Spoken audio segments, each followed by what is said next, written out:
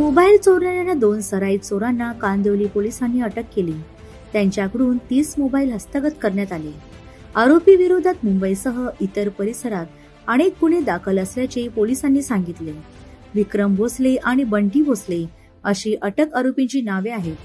Kandivali police ठाण्यातील police अधिकारी महावीरनगर परिसरात गस्त घालत असताना त्यांना दोघे जण संशयास्पदरित्या फिरताना आढळले।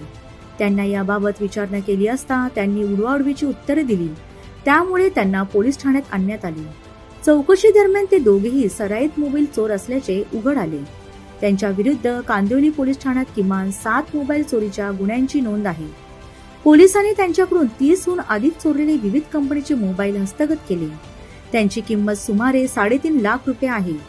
विक्रम अमरावतीचा तर बंटी वर्धा येथील रहिवासी असून सध्या ते दोघेही कांदिवलीत महावीरनगर परिसरात राहत होते।